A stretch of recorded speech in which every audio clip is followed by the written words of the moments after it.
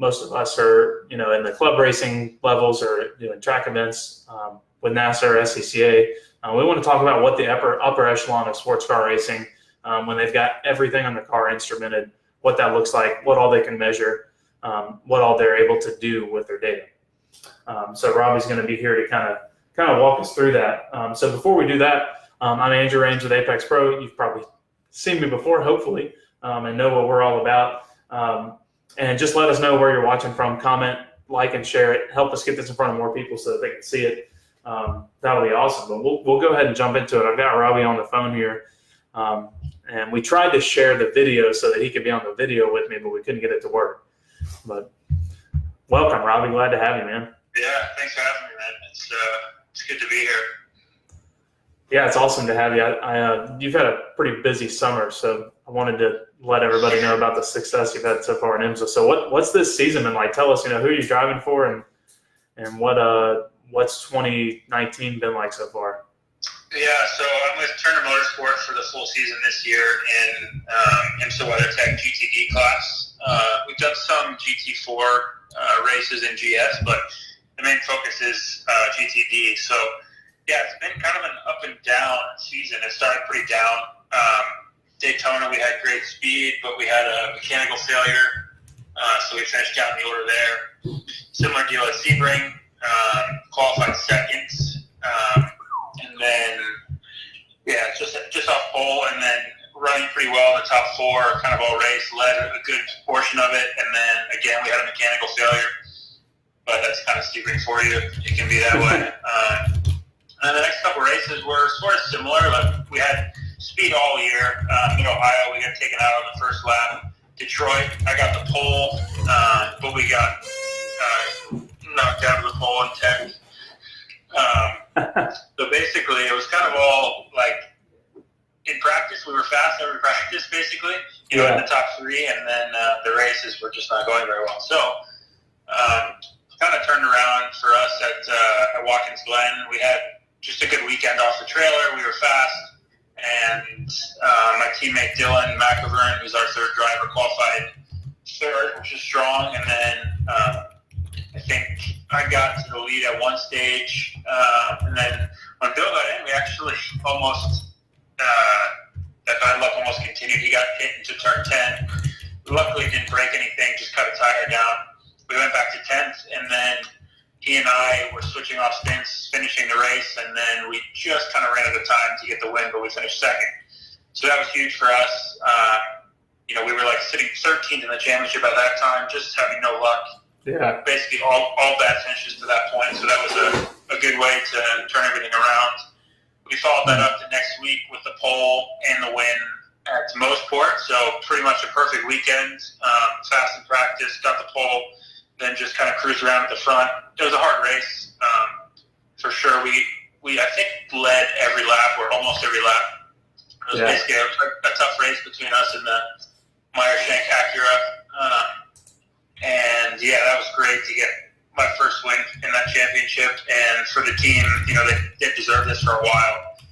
So to deliver that for them was awesome. And then to follow that up, we went to Lime Rock just over a week ago, which is not normally a track that's very strong for the M6, but this year we've been just continuing to develop the car on this new Michelin tire, and for us it's been strong in places we haven't expected. Like Detroit, we were quick, and last year we were probably the slowest car. So we've just been working on the development of the car, and for us to come away with third at Lime Rock was huge. That's awesome. So essentially, we had 3 podiums in a row, and then that took us from 13th in the championship now to second. So cool.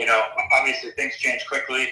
That's crazy, man. So we're going to try to keep it going, but we've made up a lot of points. First is still pretty far away from us, but anything can happen. So we're just going to keep our heads down and try to keep it going. Yeah, absolutely. Well, we got a lot of questions coming in, so we'll get to those in a little while. So keep throwing your questions in the comments, guys, and we'll jump in and answer those. Man, that's crazy. So I noticed I watched Lime Rock, which was an awesome race. You guys finished second. So you've been really on a tear this summer. I mean, with just podiums for the last 3 races. Yeah, exactly. So summer's been good to us. we have a pretty condensed schedule. Like, as you mentioned, the summer gets pretty crazy from, I guess, basically from Watkins Glen through the end of August at VIR. We have a ton of races. We go to Road America shortly, this week actually, at VIR. So, yeah, as you say, there's 5 races really packed into the summer. So far, so good for us in the summer silly season. Just keep it going. Yeah, exactly. Yeah, right on. Well, that's super cool, man. So 13th to 2nd in the championship, and the leader the Acura.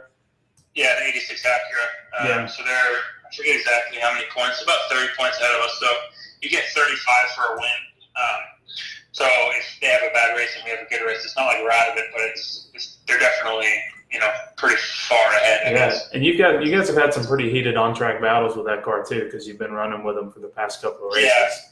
Yeah, it's good, hard racing. Always reasonably clean, just, rubbing's racing, as they say.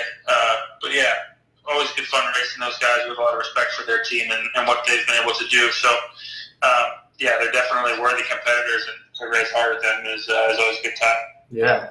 Well, for those of you guys who don't know Robby that well, we got a lot of folks watching that definitely do, but he came out of MX5 Cup and raced there for a while, kind of cut your teeth there, I guess, for the most part. We met each other at Auburn and have known each other for quite a while, I guess, now.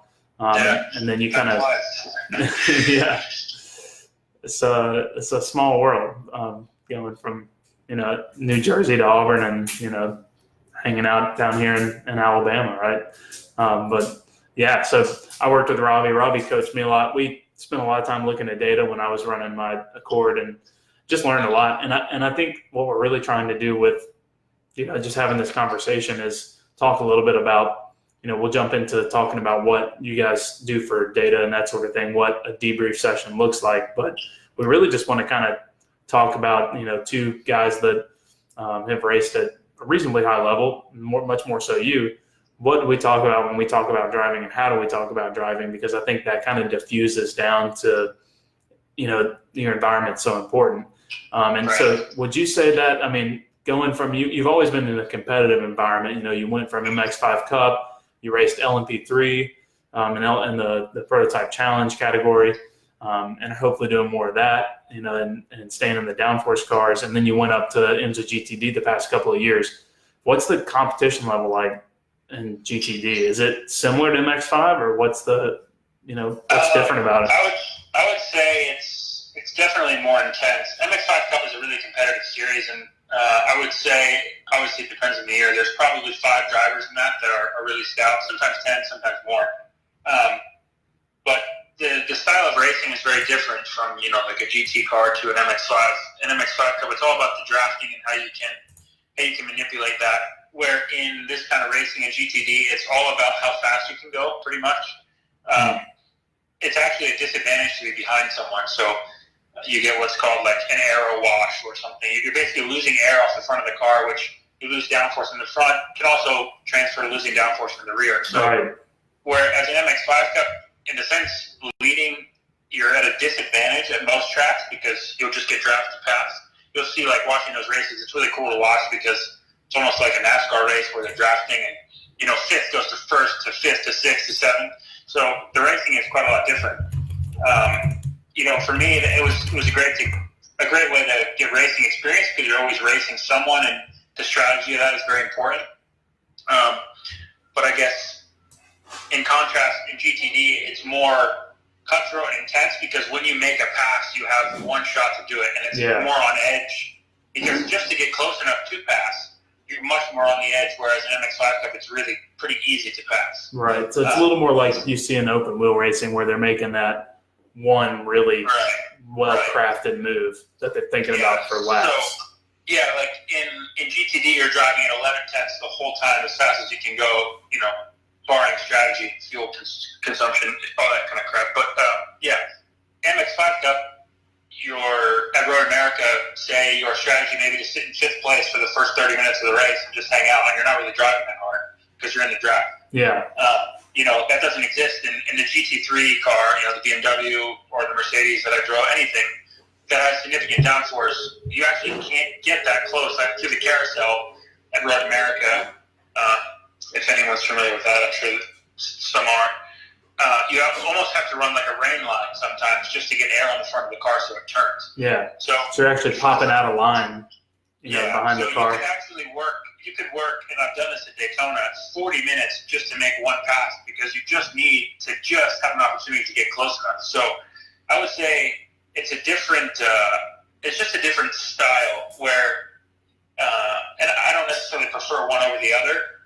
Actually, I would probably say I prefer like the GTD style of racing or the bigger car style of racing. Yeah. Because it promotes speed over strategy, but I also really enjoy the MX5 Cup side of things where strategy and timing your pass was really critical. I've made plenty of mistakes where I've actually led the race for too long or I've led the race by too much only to just lose out in the draft. So you learn from that. It's just adapting to two different styles. So I think for me, starting my career in MX5 was a great way to learn how to race people, race close, race hard, and develop as a driver. But for sure, when you go to the next level and the next level after that, you just have to adapt to the different cars. Essentially, it's a very different style. You're in a tighter window. You've got a much narrower opportunity to make a pass. I think that's crazy to think about.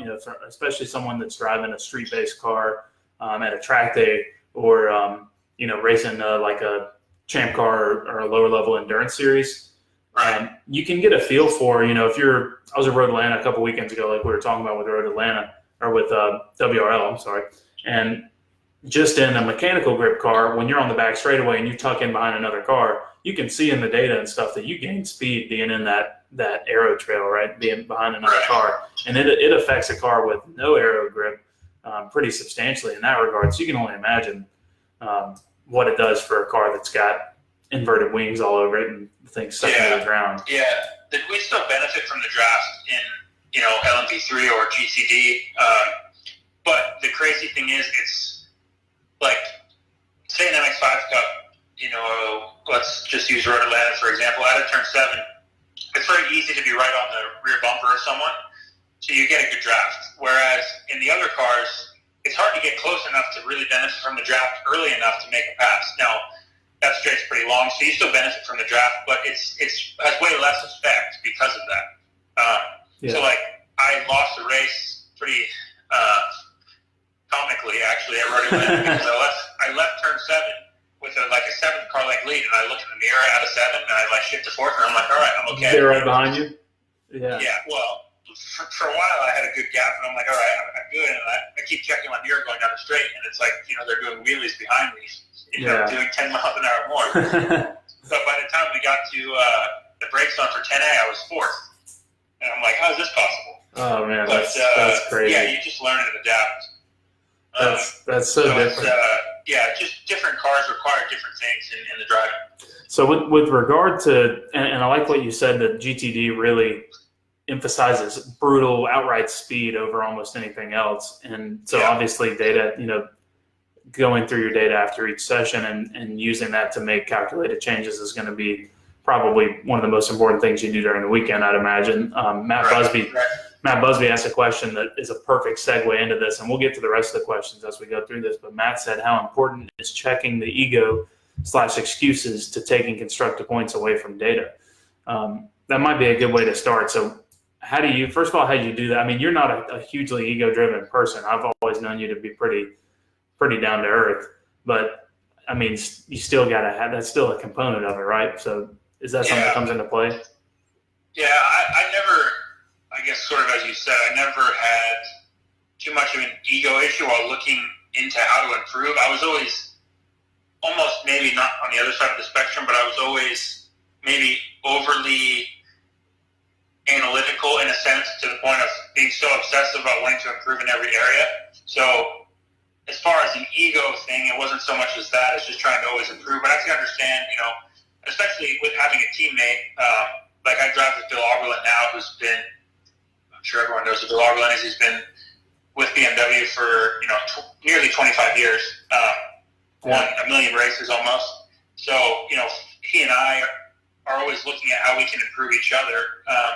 And we don't really have much ego between us, but, I'm sure there's some situations where teammates are very cutthroat with each other, and, everyone always wants to be faster.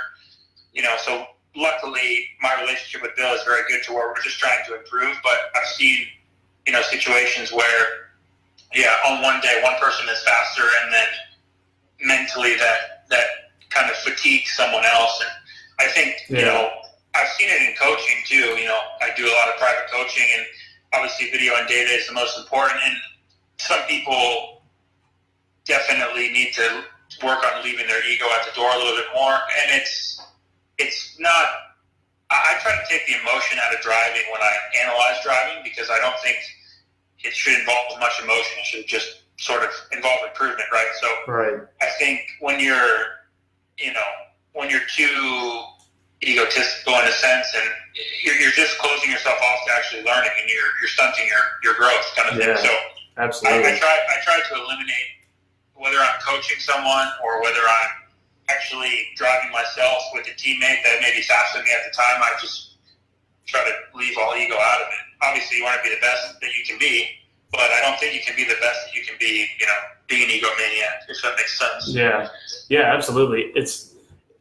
Would you say that people tend to check their ego as they become more knowledgeable, or maybe understand more about, like when both of us first started driving, you much younger than me, but there's a kind of a while where you're driving and you get pretty fast, but you don't really understand it. You're just driving, right? And then you kind of start to go into these deeper levels of why you do certain things in the car and why it responds well to something. And do you find that once people start to understand why they drive a certain way, or why you drive a car a certain way, that helps leave the ego out of it? I think that's a good way to put it. Like, I definitely was very seat of the pants. I think it's a good way to say it. When I was like 15 and 16, some things clicked for me. But when I was young in my career, you're just driving, right? Like, you have natural talent, but you're just on edge and you're just driving. Where now, like, if I see that Bill's doing something differently and it's working for him, or vice versa, he's seeing something that's working for me that he needs to implement, just because at a higher level of understanding of what that actually means to what the car is doing, you just implement it right away. Yeah. So you just take the emotion out of it. Like, there was, an instance in Sebring where I had to adapt my style of how I've always driven the track for years based on the car in turn 5, and quickly I just realized it was worth a few tenths, and I just basically made that change. So I think once you get to a level of understanding the theory about driving, it's much easier to just implement these things without emotion. And I'm one to always, preach the why. Like when I coach people, I don't just give them, I try to not just give commands of, okay, do this or do that. I try to explain why.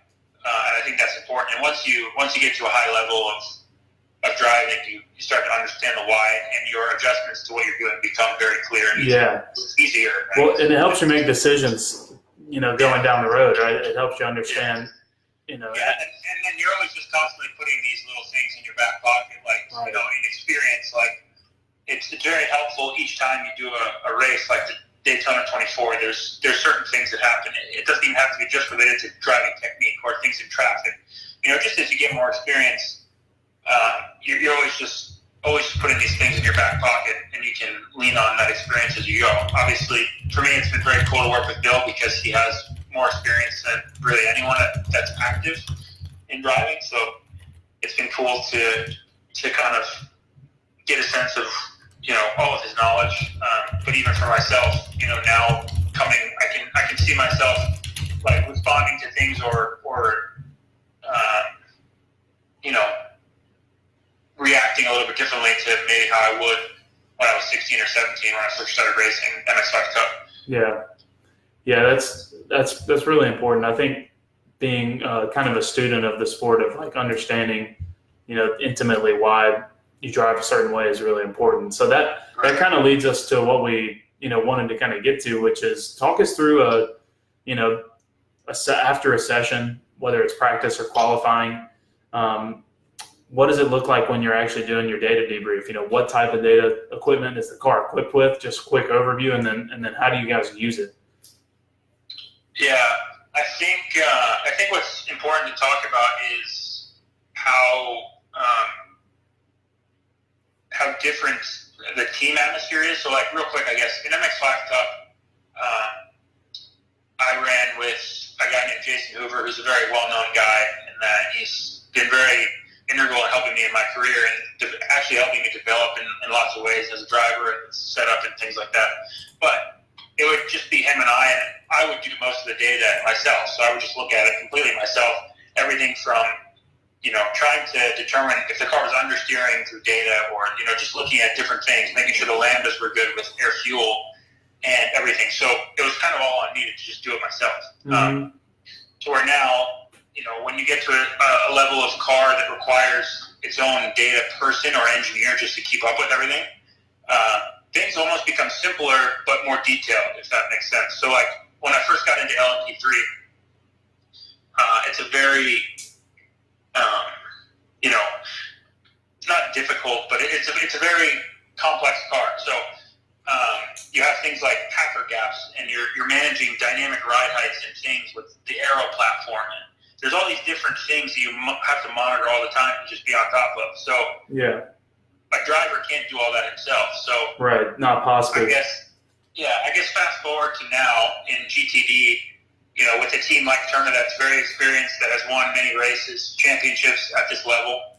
There's so many people involved in this process that you're more focused on your own kind of thing. So I guess, to make it simple, we do a session, right? We do a practice, and we're always on this timing stand talking to each other on intercoms, and there's an open dialogue all the time, obviously, on the radio. So everyone has an idea of the direction that we want to go in the session. Then afterwards, we kind of all go in our own separate ways, and we all basically get our thoughts down on a debrief sheet. So we have a server in the trailer. Long story short, as a driver, you go on the laptop and you fill out a sheet, corner by corner, describing the balance of the car, entry, middle, exit. Whether that's an understeer, an oversteer, on a very generic level, and then you describe that in detail. And then when you're done with all the corners, you go through car systems, so like traction control, ABS, different areas of the track where you're having trouble with each. And you basically go through the systems, making sure, even down to things like if the seatbelts are not comfortable or you need a change in the cockpit, you write that on the sheet. So that's super important too. Yeah, it's very documented and very very detailed. So like little silly things like Bill and I have a similar waist, so we run very similar lap belts, and it's hard to get them as tight as you'd like them. So we strategically have the lap belts a certain length to where we just have to snug them a little bit. Anyway, so all these little details matter, especially when you're doing 15-second driver changes. Right. But just relating that to all that, once we're done with the car systems, we then go and just very simply write down our top 3 things for improvement with the car, and then we upload that to the server. Then that goes to the engineer. So basically, we have an engineer who is responsible for the setup of the car and sort of runs the session. He decides when I get in the car, when Bill gets in the car, how many laps we do, what we're working on, all that stuff. So he's kind of the quarterback. He's aggregating all the data and making the decisions. Yeah. So he also looks at the data himself. I guess quickly to talk about the system, it's a Cosworth Pi system. So very similar to what would be in a GT3 Cup car, or Porsche uses Cosworth really. So it's the first car outside of a GT3 Cup car I've worked with it, but it's advanced apps just like any other, and we have a million channels of data. So there's basically 4 people looking at all of that. We have an engineer, the data engineer, who's responsible for all the electric systems in the car, and he aids the engineer in analyzing that data in ride heights. Just it's like another set of eyes looking at things. Right. And then you have our engine sort of drivetrain engineer, who is from BMW, who is basically, his sole job is to make sure the car's running well. He's the one that's working on the TC for us, and we can make these adjustments without giving away too much. But he's the guy that basically has the code, has the power to change all the fancy codes and everything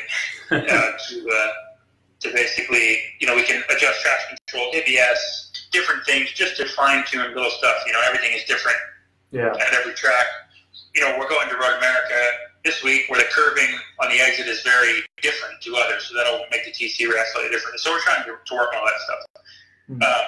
So that's that. And then as the drivers, we have our own computer linked in with all the data. So I look at it probably more than Bill does, just because I'm sometimes overly analytical to my detriment, but I'm always in the data.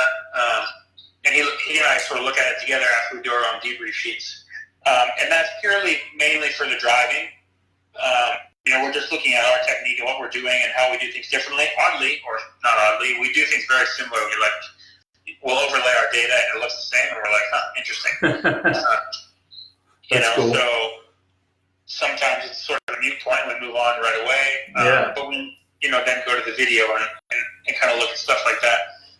Do you guys often have the same balance issues with the car since you drive it? You give it a lot of the same inputs? Yeah, pretty much. And that's an interesting topic quickly to talk about too is like with the setup of the car, people say like you have a different driving style and like different things. That doesn't come up as much in like this kind of world of racing, I think more or less there's a fast way, and that's kind of the way that people do things. You're always approaching the fastest way to actually drive the car. Yeah, I think maybe an open wheel on prototypes, that is more of a point. There's you can have a freer car, a looser car, more oversteer, and that works for some people over others. But in sports cars, like in GT3 cars, and when you have a teammate that's sort of doing the same thing as you, it's sort of, you always end up down the same path. At least with Bill and I do. I think that's true. Did you find that in MX5 Cup too? Yeah, I never really had a teammate, honestly, in MX5 Cup. So I was more or less responsible for the setup of the car between me and Jason Hoover. We had sort of a small team, so I never really had a teammate. And then when I went to ST and with Mazda, our car was slightly different than the other two team cars, so it reacted a little bit different. So I didn't really get that until LMP3. And then inherently, every car is a little different, and then you start to see differences in setup. Like, and there's more of a compromise for me with my teammate in LMP3 than there is with Bill and I, because Bill and I drive more similarly. So in LMP3, we had to maybe adjust the car a little bit more, where Bill and I are sort of after the same thing. So I guess that applies a little bit, but more or less, I've always found there's, a fast setup configuration, and that's kind of the fast way. Yeah, and the fast guys are, the fastest people are the ones that can drive that fast setup to its limit, right? I think I find that too. Yeah, especially in the GT3 spec of car, where the aero is very sensitive and has a big influence. You sort of, like, I've never got out in the car and said, this is great, and Bill's got in and said, this is awful, or vice versa, You're kind of tracking down the same path, Yeah, we're always looking at the same thing. We always have the same understeer or oversteer, or some imbalance in the center of the corner, or we need more front in some part of the corner. So it's always working towards the same thing, which I think is cool for us just as teammates, and I think that says something about, the fact that maybe there is just purely a fast way. Yeah, absolutely. There are a couple of interesting things that you said here. And the first one was that, you explained the team structure, and then you said when you guys submit, what's important to you to the engineers, you're basically picking three things. So, like, you're prioritizing, like, hey, here are the three things with the car I would change or need to be looked at or that I don't like or whatever, right? It's almost like a funnel, basically, where the start of the debrief sheet is very, very detailed, and then progressively you start to funnel it down to what's important and just make things concise, because ultimately, we have 2 hours between a session, and to make all these changes on the car is intense. So they have to prioritize a few things. And then after that, we have a dialogue about it in a debrief meeting, where we just discuss, and more or less, it sounds quite complicated, and it is in some sense, but in the end, it becomes simple, where basically we need three things. We need less understeer, or we need, in turn 3, we have this going on, or turn 5, and we prioritize basically just in lap time. This is costing me 4/10. This is costing me 3/10, or it's costing that a tenth here, a tenth there. Right. So things are really tight these days. So we prioritize it by what will produce the same lap time. That's and cool. then you can end up actually down a path where you make the car quick for one lap, but then over a stint, it's not as quick. So then that's how the weekend develops, where hopefully in the first practice you roll off the truck pretty nice and you're fast, and then you're just fine tuning and you can do long runs to determine how you are on the tires and stuff like that. Yeah. If you don't have that pace, you're kind of just going out there to find lap time first, and then you have to do all that later on. Exactly. Yeah. So I guess the most important thing to convey is that the importance of the team structure and the structure in which you prioritize things is important, just because of the amount of time that you have. For sure, if you have 7 days at a racetrack before the race, you can always improve the car. You never are satisfied completely with the car. You always kind of run out of time in a sense. It can always be better. Absolutely. So for us, I guess, for those out there that are racing at a club level, or whether it's WRL, AER, SCCA, NASA, you name it, even just down to running some HPDEs where you're tinkering on your own car. I guess the biggest difference is we focus on more of our own task more. Like I focus on driving and driving only, in a sense, way more in that environment than I did when I was racing in X5 Cup. Right. You had to worry about the team as a whole, and if things got done, and pull the data and do everything. Right. Like I would download the car myself, kind of thing. It's just different, and it's not necessarily bad or worse. But when you're trying to maximize everyone's ability to, work together, you're just a little more specialized in what you're doing. Right. That makes total sense. Well, in the essence of time, we'll wrap it up pretty quickly here. We got a couple of questions, Sure.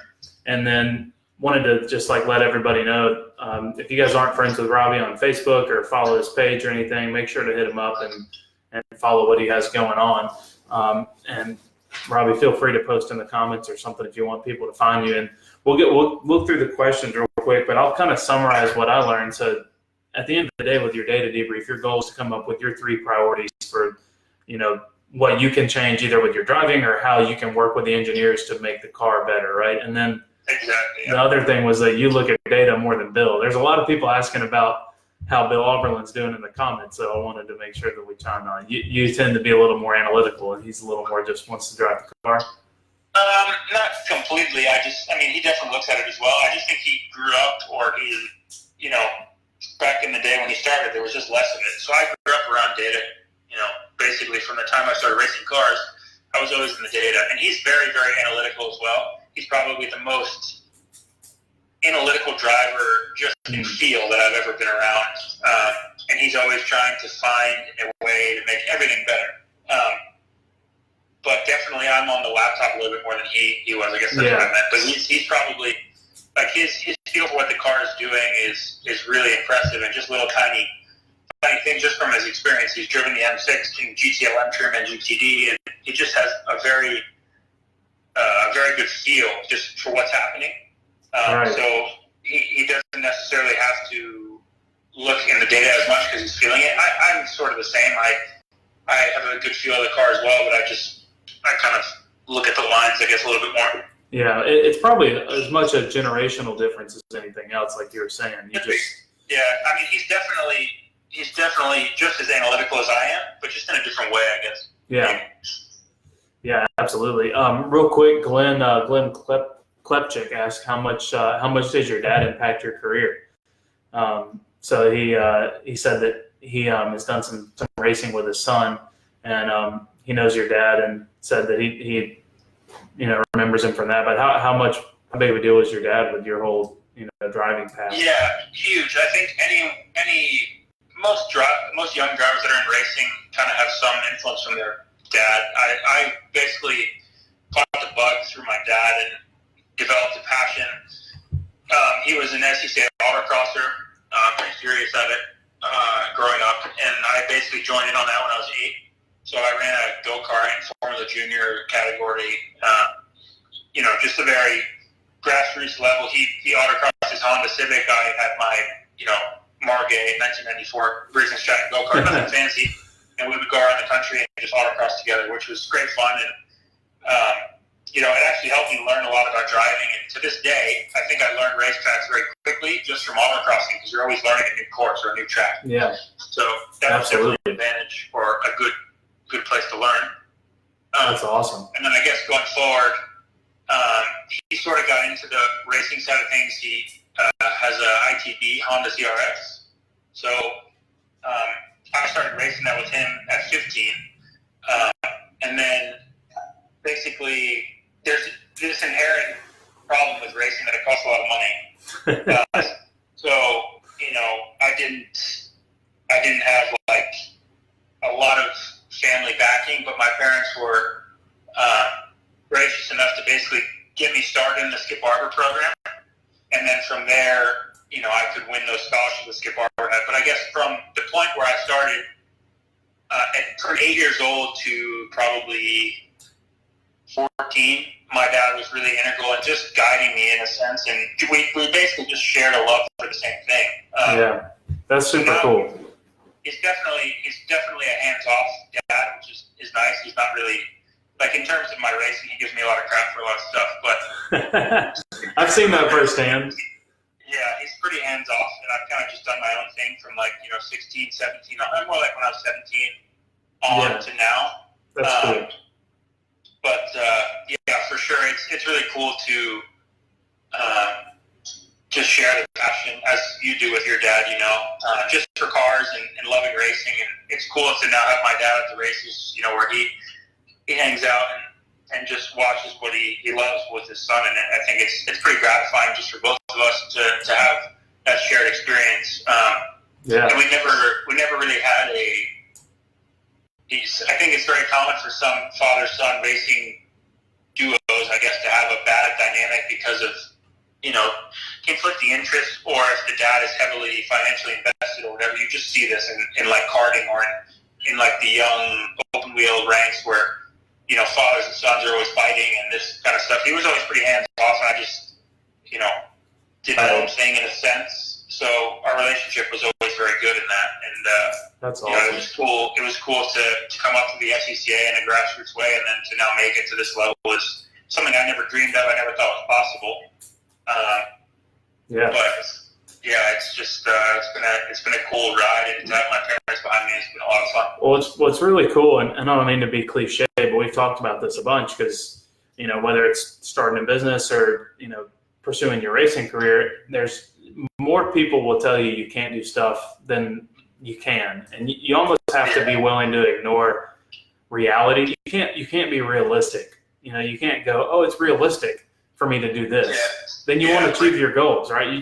You kind of just have to put horse in blinders and just go, this is what I want to do, and just aimlessly pursue it. And I think that's what he's done. Yeah, racing makes about the least sense on paper of anything that you could ever do. And it's, there's financial struggles for everyone and everything. Yeah, as you say, like, I'm very fortunate to have the Skip Barber scholarships that I had, obviously under different ownership and a different system, which, was back a few years ago. But I won hundreds of thousands of dollars to keep racing, and without that, I wouldn't be racing. Same with Mazda. They were huge in my career to support me financially through scholarships and different contracts that I had just to keep racing. Yeah. And then, then going to P1 Motorsports and Turner and all these, there's some people in the background as well that, without that support, it would never happen. But, you kind of have to, it's definitely possible to be able to race without, I guess, a lot of financial means, but it's not straightforward, I guess. Yeah, it's a windy road. That makes total sense. But I think you've always done a really good job of just being totally committed to it, and you're committed to having the attitude that you can make it happen. And I think that was something I noticed that you had early on, and you were because just like when we talked about with the data, because you were so focused on there is a fast way to do this and I can learn how to do it, you were always able to run at the front because you kept that emotion out of it. And then when it came to your attitude about the back end side of racing, you kind of had the same thing, which was just, what do I have to do to perform? And we're able to kind of take out that, you saw the path and you were able to go down it. But we'll go ahead and wrap it up because we've been live for about 40 minutes or so. But we'll be back on Facebook Live next week. Don't know what we're going to discuss yet, but if you're still watching, join us right here. We've got a Road Atlanta video coming out soon that I'm going to talk about turn 1, turn 5, and turn 6. A lot of stuff in there, the little nuggets that I learned from Robby along the way as well, and how to look at your data. But to wrap it up, Robby, if somebody's looking at something like an Apex Pro or a budget, data system, do you think it's, this is something I thought about from the beginning, do you think it's valuable to get involved with data like from the get-go? Because you said you started looking at data and getting interested in it when you first got into racing, right? As soon as you were old enough to understand it. Yeah, I think it's interesting. I think you need a general feel and a general experience level, but that's what the Apex Pro gives you. It explains things that you don't yet understand before you understand it, if that makes sense. So for me, I was always driving things, from the time I was 5, just screwing around in go-karts or whatever, and I started autocross and go-karts, so I had a feel for driving. If someone off the street went in and said, you said go around this racetrack, obviously they wouldn't quite understand, enough to benefit from looking at data. But I think as soon as I've worked with some people, especially with the Apex Pro, that you can, with that device, basically, in a very simple way, like I said, kind of understand things that you don't yet know about, if that makes sense. Yeah.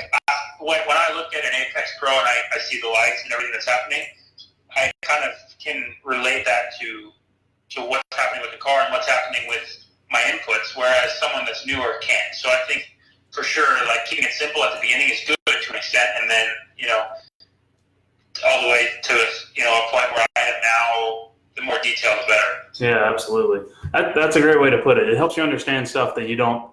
It's kind of a path to understanding stuff that you don't yet understand. Yeah, I think something that's interesting to point out is even looking at a simple, we were chatting about this, a simple speed trace. Everything I look at and everything I do or try to change in looking at 100 channels of data or whatever is all just a way that I manipulate the speed trace. That's basically, there's 2 or 3 things that are the most important, right? That's what the tire is doing, because that's the round black being touching the road, and what speed you're carrying at what part of the corner, which is dictated by the radius. So I think, what the tire is doing, your speed in X part of the corner and the radius of the corner are the 3 most important things. And you can, no matter how you dive into that or how detailed you are, those are the 3 things that are really dictating what's happening on the track. So, whether you're not carrying enough entry speed or carrying too much or whatever, that's all dictated by how you're braking, turning, accelerating, etc. But, it's all kind of basically laid out in the speed trace, how fast you're going. Yeah, absolutely. So every other data channel is basically manipulating the speed trace. And so the speed trace, if you don't know what it means or know what it is, you don't have a basis for building those extra channels and understanding of, the G channels, long and lateral G, and, to go even further, steering and brake and throttle position and stuff like that. That's really good info. I'm probably going to go back and watch this video again and take some notes. No joking. We didn't ramble on too much. Yeah, I hope not. Well, thank you for watching this, everybody. We'll go ahead and wrap up.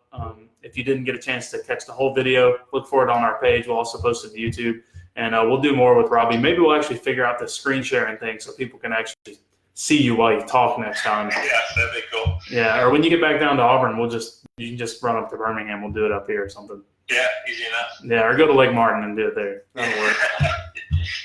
Sounds like a plan. Cool, man. Alrighty, we're going to end the live video. We'll see you guys next week. Cool, thanks for having me. Thanks, man.